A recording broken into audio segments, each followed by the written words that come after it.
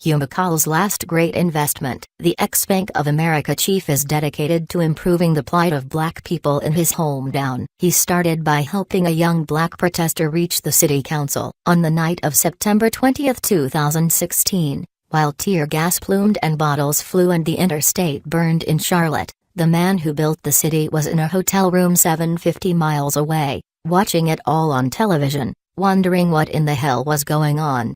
Hugh McColl wielded more influence than any banker in the country during the last quarter of the 20th century, turning a small North Carolina bank into Bank of America, a financial colossus that transformed the nation's financial landscape as much as it did the city's skyline. After McColl retired in 2001, he remained a prominent figure in Charlotte, but he often reminded people in speeches and interviews that he wasn't going to live forever, that new leaders needed to emerge. In recent years, around the time of his 80th birthday in 2015, McColl made a decision with his family that he would devote his remaining years to Charlotte's black community and West Side neighborhoods, investing time and money in early childhood education buildings, affordable housing projects and job programs. He had helped make Charlotte a capital of the New South, but he was galled by a 2014 study that ranked Charlotte last among the country's 50 largest cities in terms of upward mobility. To oversimplify,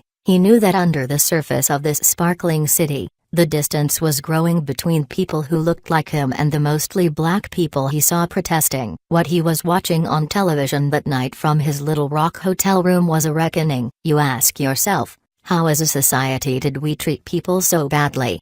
McColl told me recently, we're guilty as charged. The scenes on TV were familiar by then. Aerial footage of large groups squaring off with officers after another police shooting of a black man. But until the night, when Charlotte-Mecklenburg police shot and killed Keith Lamont Scott, those scenes always unfolded somewhere else, places like Baltimore and St. Louis. Charlotte, the expression here went, was too nice and friendly to stand up. A former college linebacker with long dreadlocks, Winston was driving home after coaching a middle school football game when he saw flashing lights and people in the street. Winston was an anonymous figure in this fast-growing city, a father of 3 kids scratching together a living as a videographer, an Uber driver, a stagehand and a part-time coach. His father is a New York City Fire Department captain who served in both the Marine Corps and the Air Force. His mother was a New York City school teacher. Winston graduated from the prestigious Phillips Academy in Massachusetts and then Davidson College,